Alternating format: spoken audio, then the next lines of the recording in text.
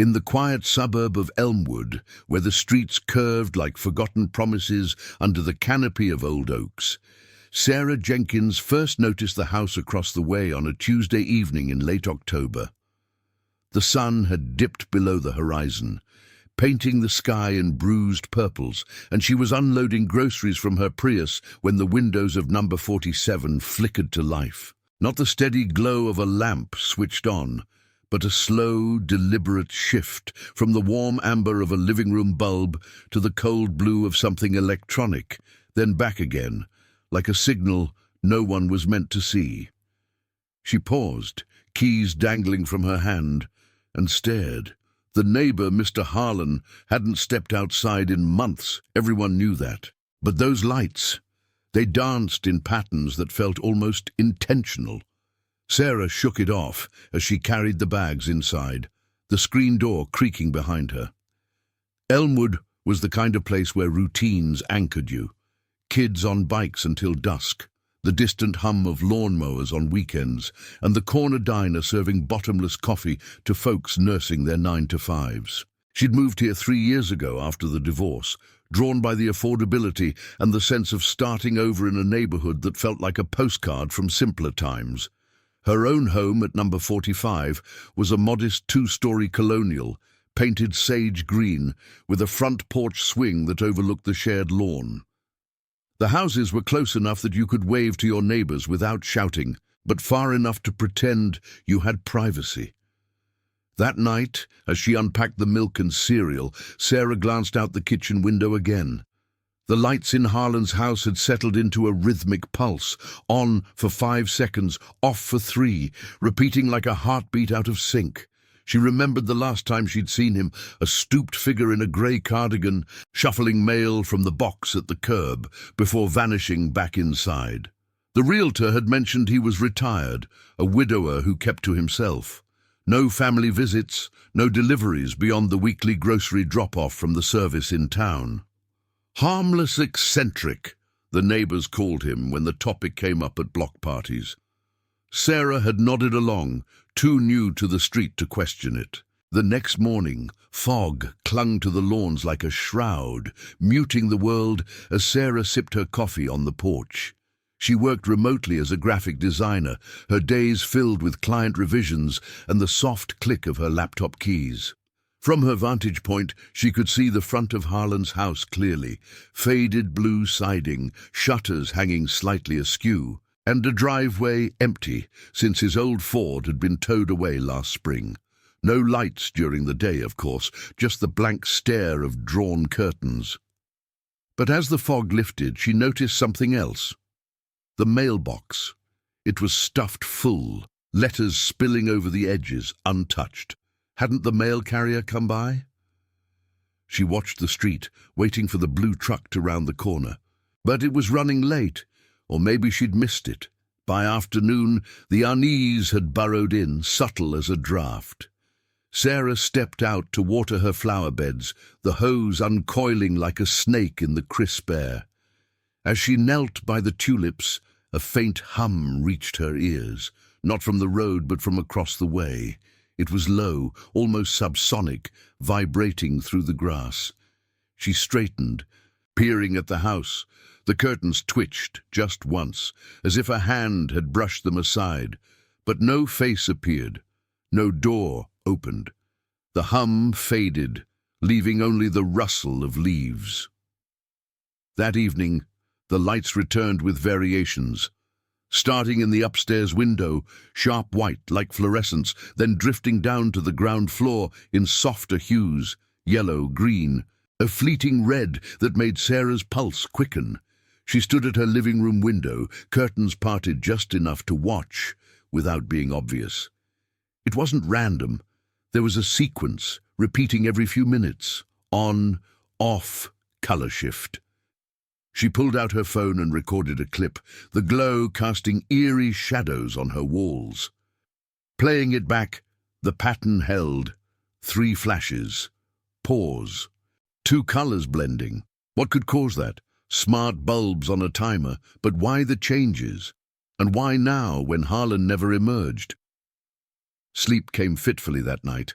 Sarah lay in bed, the digital clock on her nightstand glowing 2:17 a.m., when a new light pierced the darkness, not from across the street, but filtering through her own blinds. She sat up, heart thudding softly, and crossed to the window. Harlan's house was dark, but a faint outline glowed from what must have been the side yard, obscured by the fence. It wasn't steady. It pulsed, syncing with the tick of her clock. Coincidence, she told herself, rubbing her eyes. The neighborhood was old, maybe faulty wiring or raccoons knocking over a solar light.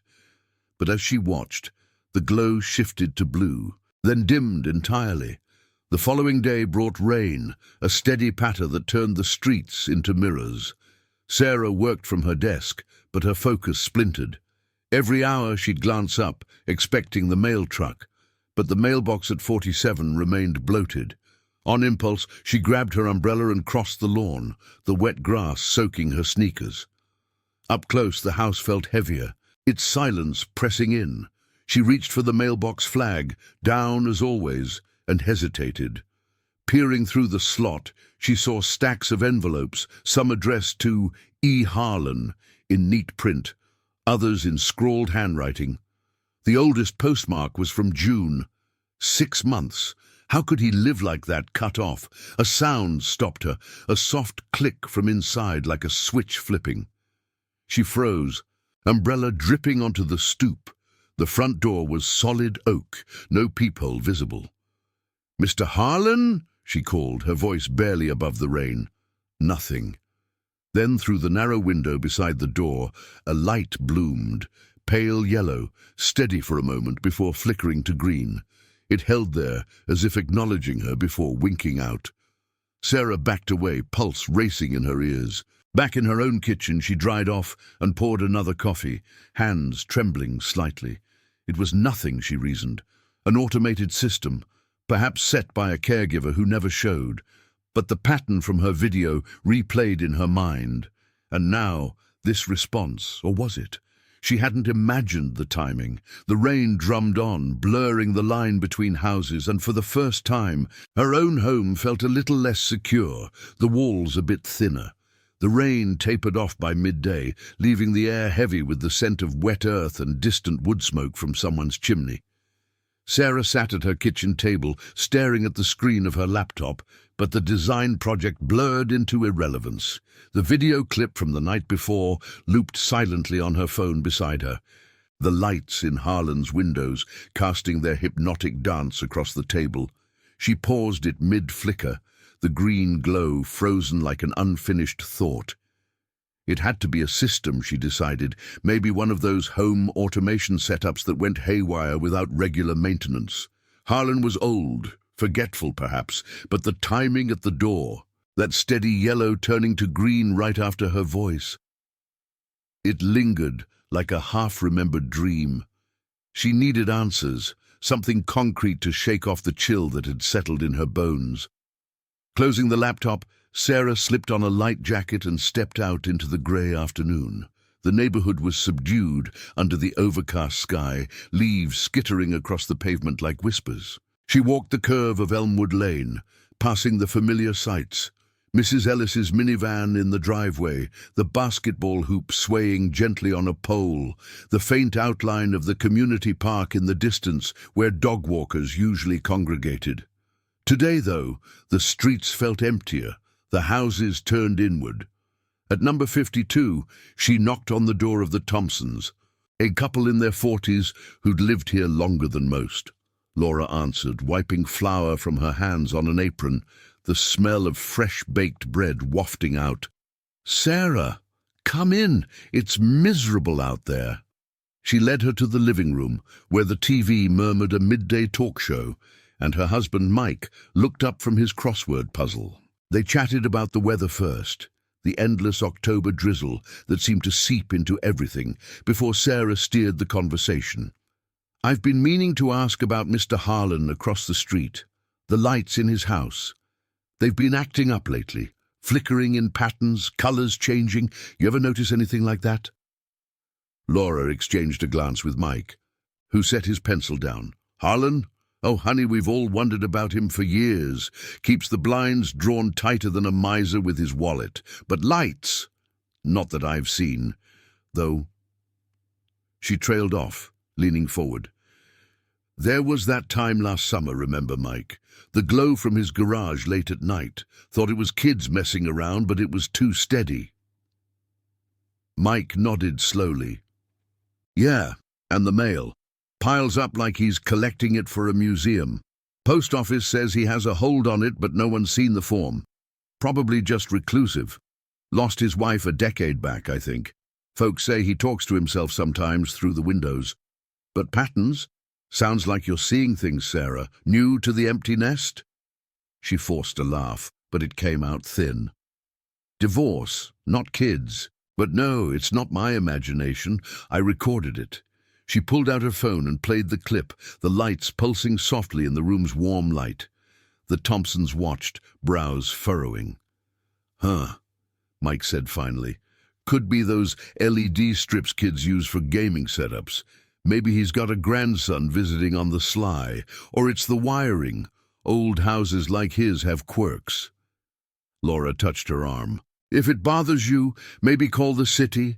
Non-emergency line. They check on wellness visits sometimes. Sarah thanked them and left, the bread they'd pressed into her hands feeling like an afterthought. Back home, the unease had sharpened into something insistent, a itch she couldn't scratch. She tried to work, but every few minutes her eyes drifted to the window. Harlan's house stood silent. Curtains still, mailbox unchanged. The afternoon wore on, shadows lengthening as the sun fought through the clouds. By evening she couldn't ignore it anymore.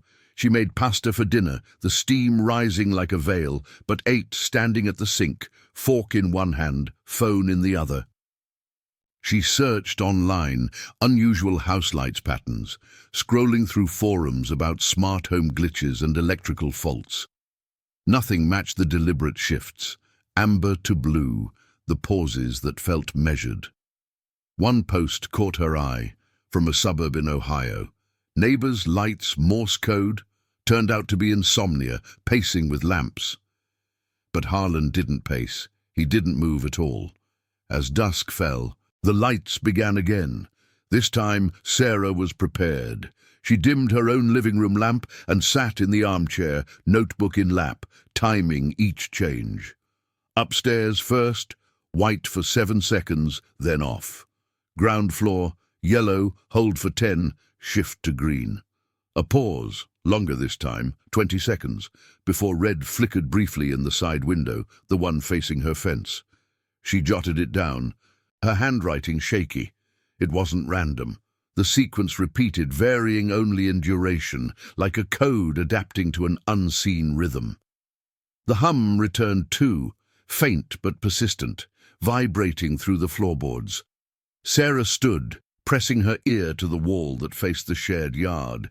It was coming from outside, or perhaps below, her basement. No, that was impossible. She'd never heard it before. She flicked on the porch light and stepped out, the cool air nipping at her skin. The shared fence was chain link, overgrown with ivy, offering glimpses of Harlan's yard. Overgrown grass, a rusted bird bath, no signs of life. But there, in the corner near the garage, a soft glow emanated, not bright but diffused like light through fogged glass. Blue, shifting to purple, syncing with the house lights she could just make out through the slats. "Hello?" she called softly, her voice swallowed by the evening quiet. No answer, but the glow pulsed once, brighter, as if in response. She backed toward her door, heart steady but loud in her chest. Inside, she locked it, something she rarely did in Elmwood, and drew the blinds. The notebook lay open on the coffee table, patterns sketched like a madman's diary. Sleep evaded her again that night. Around midnight she woke to a new sound, not the hum, but a series of soft taps, irregular, from the direction of the fence. Tap, tap. Pause. Tap, tap, tap. Like fingers on wood, testing. She lay still, breath shallow, listening as it repeated, echoing the light sequences from earlier. Was it branches in the wind? An animal? But the rhythm held, deliberate. By morning, the taps had stopped, but the isolation crept in deeper. Sarah called in sick to her clients, claiming a migraine. She spent the day inside, curtains half drawn, watching. The mailbox at 47 hadn't been touched. No mail truck, no Harlan. Her own routine fractured, coffee cold, work untouched, as the house across the way loomed larger in her mind. The lights would come again tonight, she knew, and this time the patterns might mean something meant for her. The suburb's normalcy pressed against her windows like a facade, the distant laughter of children on bikes, a reminder of what she'd lost touch with. Elmwood wasn't supposed to feel like this, watched, waiting. But as the afternoon light faded, the first flicker appeared in Harlan's upstairs window, and Sarah realized she was holding her breath, waiting too.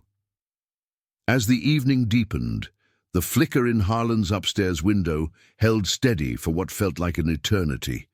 A pale white that seeped through the curtains, like an invitation Sarah wasn't sure she wanted to accept. She sat motionless in her armchair, the notebook balanced on her knee, pencil hovering over the page. The sequence from the night before replayed in her mind, the measured pauses, the color shifts that seemed to breathe with some hidden intent. Outside, the suburb settled into its familiar hush. A car door closing 2 houses down, the faint murmur of a television from the Thompsons. But here, in her living room, the air thickened. Pressing against her skin, she forced herself to stand, crossing to the window with deliberate slowness, as if sudden movement might shatter the fragile quiet. Peering through a narrow gap in the blinds, she watched the light evolve. White gave way to a soft amber, warming the glass like a hearth fire no one tended. Then, without warning, it blinked off, plunging the window into shadow. Sarah's breath caught, her fingers tightening on the sill. 10 seconds passed. She counted them silently, before the ground floor lights stirred. Yellow first, blooming in the living room pane across the way, then drifting toward green in the kitchen window, as if tracing a path through the house. It was the same route, the same timing, but tonight the colors lingered longer, each hue saturating the night before fading. The hum returned with them, low and insistent, threading through the walls like a vein pulsing beneath the surface. Sarah pressed her palm against the glass, feeling the vibration faintly in the pane. It wasn't mechanical, not quite, more organic, like the distant thrum of a distant engine idling in wait. She pulled back, rubbing her arms against the chill that had nothing to do with the dropping temperature. Elmwood nights were always like this in fall, crisp with the scent of burning leaves from backyard fire pits. But tonight, the air carried something else. A metallic tang that reminded her of old wiring left too long in the damp. Unable to sit still, she paced the living room, the floorboards creaking under her socks. Her phone lay on the coffee table, the video clip still paused on that frozen green glow. She picked it up, thumbing through her contacts. Who could she call? The Thompsons had brushed it off as eccentricity. Her sister in Chicago would laugh and tell her to get out more. The non-emergency line Laura suggested felt too official, too final, like admitting the quiet unraveling in her chest was real. Instead, she opened the browser again, typing light patterns in abandoned houses into the search bar. Results flooded in, ghost stories from Reddit, technical explanations for power surges, a few mentions of automated systems gone rogue in smart homes. One thread, buried in a local Ohio forum, described a similar setup, a retiree's forgotten Philips Hue system programmed for therapy lights to combat seasonal depression. But Harlan's patterns didn't match any preset. They adapted, responding to the night, to her watching. A soft tap from outside jolted her upright. Not the irregular knocks from last night, but a single, deliberate rap against the fence slats. She froze, ears straining. The sound came again, tap, then silence. Her pulse quickened, syncing with the imagined rhythm of the lights. Crossing to the side window that overlooked the shared yard, she eased the curtain aside. The glow from Harlan's garage corner was there, diffused through the ivy, shifting from blue to a deeper indigo. As she watched, it pulsed once, twice, mirroring the taps.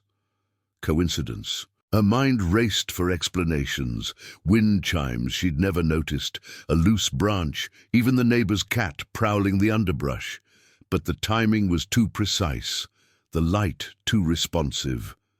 Sarah stepped onto the back porch, the screen door whispering shut behind her. The yard was a rectangle of manicured grass, bordered by the chain-link fence that divided her world from Harlan's. Moonlight filtered through the oaks, casting elongated shadows that danced like fingers across the lawn. She approached the fence cautiously, the dew-slick grass muffling her steps. Up close, the ivy rustled faintly, but no animal stirred. The glow beyond was clearer now, emanating from a small window high on the garage wall, half obscured by overgrown vines.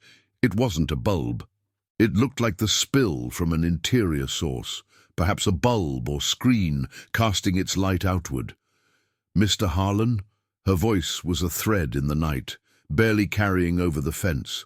No response, but the indigo deepened, holding steady, as if listening. She reached out, fingers brushing the chain link, the metal cool and unyielding. Another tap sounded, closer this time, from the other side. Her hand jerked back. Heart pounding, she scanned the fence line, but the yard remained empty, the only movement the sway of leaves in a breeze she couldn't feel. Retreating inside, she double-locked the door, the click echoing in the empty house. The living room felt smaller now, the walls leaning in with shadows that seemed to shift when she wasn't looking. She sank into the armchair, notebook in hand, scribbling the new sequence. 2 taps, indigo hold, response pulse. It was a dialogue, she realized, her presence prompting the changes, the lights acknowledging in their silent way. But why? Harlan was inside, presumably, alive but immobile, his world reduced to these signals. Or was he? The thought slithered in unbidden. What if the house itself was speaking? Automated remnants of a life long paused? The night stretched on, the patterns evolving. By 11 p.m., the upstairs light returned, this time in a sequence of reds and blues that evoked police lights from a distance, though no sirens wailed. Sarah watched from the darkness of her room, blinds cracked just enough. The colors cascaded down the house like a waterfall in reverse. Pooling in the basement window she'd never noticed before, a narrow slit below ground level, glowing faintly orange. The hum intensified, resonating through her floor as if the houses shared a foundation, secrets bleeding between them. Doubt crept in then, insidious and cold. Was she projecting? The divorce had left her isolated, her days blending into screens and solitude. Maybe the patterns were mundane, reflections from passing cars, tricks of the streetlights filtering through trees. But the taps, the timing at the door, they anchored the unease, making it real. She lay down eventually, but sleep was a shallow drift, broken by dreams of lights weaving through her veins, colors dictating her breaths. Morning arrived grey and reluctant, the sun struggling behind thick clouds. Sarah woke with a start, the notebook fallen to the floor, pages splayed like an accusation. The house across the street was still, curtains drawn, but the mailbox mocked her, still overflowing, a testament to time suspended. She brewed coffee, the routine a lifeline, but her hands shook as she poured. Glancing out, she saw the mail truck finally round the corner, its blue bulk a normalcy she'd almost forgotten. It stopped at each box, depositing letters, but slowed at 47, the carrier peering at the pile before driving on without adding more. The isolation deepened as the day wore on. Sarah avoided her laptop, instead wandering the house, checking locks she'd never bothered with before. The basement door, tucked under the stairs, drew her eye. A plain wooden panel she'd only opened for laundry. On impulse, she descended the creaky steps, the air cooler and mustier below. Her washer hummed softly, but beneath it she felt the vibration again, faint, as if echoing from next door. The shared wall was bare concrete, cool to the touch. Pressing her ear against it, she heard nothing but a flicker of orange light seeped through a hairline crack near the foundation, impossible yet there, sinking with her heartbeat. Panic fluttered in her chest, not sharp, but pervasive, like fog rolling in. She climbed back up, sealing the door behind her. The afternoon passed in a haze of half-hearted chores, the suburbs' sounds filtering in distantly, a lawnmower starting, voices calling children home from school. But Elmwood felt altered, its postcard charm fraying at the edges. By dusk, as the first light stirred again in Harlan's windows, Sarah knew she couldn't watch alone anymore. The patterns were calling, drawing her in, and the house, her own now, whispered back in ways she couldn't ignore.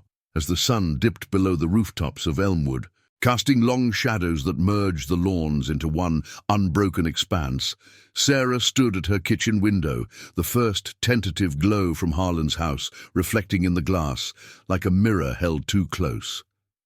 The patterns had begun earlier tonight, almost expectant, the upstairs white light blooming into amber without the usual pause. She hadn't moved since the basement revelation. The faint orange seep through the crack replaying in her mind, a breach she couldn't explain, yet one that tied her home to the silence across the fence. The coffee in her mug had gone cold, untouched, as the suburbs' evening routine unfolded around her. Headlights sweeping the curve of the lane, the distant clink of dishes from a neighbor's open window, the soft whoosh of a sprinkler winding down. She turned from the window, the floorboards protesting under her weight, and retrieved the notebook from the coffee table. Its pages were filled now, a chronicle of sequences that no longer seemed random, but deliberate, a language pieced together in colored pulses and measured silences. The taps from the fence had returned sporadically through the afternoon, irregular enough to dismiss as wind, but consistent in their echo of the lights.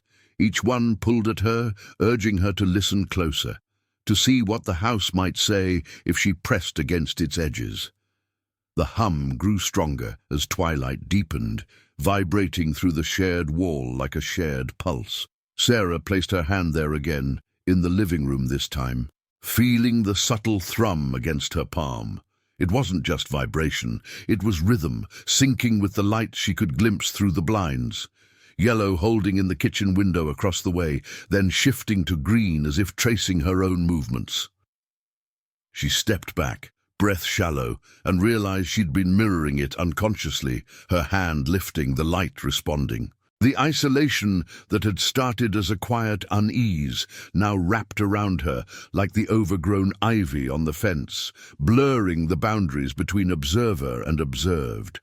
Unable to stay still, she circled the room, eyes darting to the corners where shadows pooled deeper than before.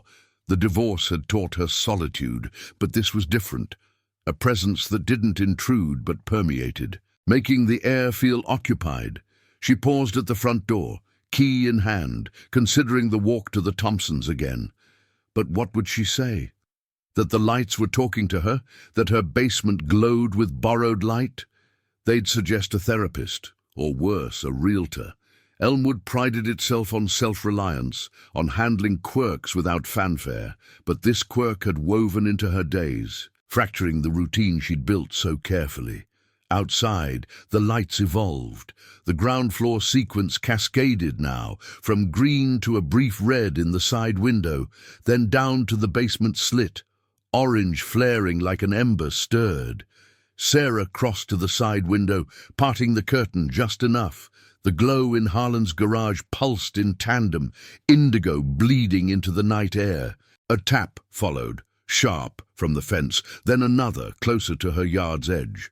She held her breath, waiting for the third, but it came softer, almost hesitant, as if testing her resolve. The realization hit then, not with a rush, but a slow unfolding, like fog lifting, to reveal a landscape she'd walked past 1,000 times. The patterns weren't Harlan's. Not anymore. He was the anchor, the reason the house persisted in its vigil, but the signals had outgrown him. Automated echoes of habits long ingrained, or perhaps something more instinctive, the building itself remembering. She'd read once about old homes in these suburbs, wired in the 50s with quirks that mimicked life, timers for forgotten routines, lights set to ward off emptiness. But this felt alive, adaptive, responding to her presence, as if the void next door had found a companion in her solitude. She sank onto the couch, notebook forgotten, as the upstairs light shifted to blue, a color that hadn't appeared before, cool and probing, flooding the curtains like water seeping under a door. The hum resonated deeper, threading into her chest, and for a moment she swore she heard a whisper beneath it. Not words, but a cadence like breath drawn in the walls. Doubt flooded in, warring with the certainty. Was it her mind, starved for connection, weaving stories from flickers? The empty rooms of her house, the unanswered calls to friends who drifted after the split, they amplified everything, turning neutral shadows into intent. Yet the taps persisted, now a steady rhythm against the fence, 3, then 2, echoing the early sequences she'd noted. Sarah rose, drawn inexorably to the back door. The porch light was off, the yard swallowed in darkness, save for the diffused indigo spilling over. She stepped out, the night air crisp against her skin, carrying that metallic tang again, sharper now. At the fence, she hesitated, fingers curling around the chain link. The ivy shifted, not in wind, but as if parting, and the glow intensified, orange from the basement window mingling with the indigo, casting her shadow long across the grass. Harlan, she whispered, the name feeling foreign on her tongue. The light held, steady, then pulsed once, acknowledgement or invitation. No face appeared, no door creaked open, but the hum swelled, vibrating through the metal into her hands. For the first time, she felt it not as intrusion but extension. The houses linked below ground, their silences conversing where people could not. Harlan might be inside, lost to his routines, or perhaps he'd become part of it. His absence the final signal in the code. She pulled away, retreating inside as the patterns peaked. Colors cascading through every window now, white to red to blue, in a symphony that lit the street faintly, unnoticed by the sleeping suburb.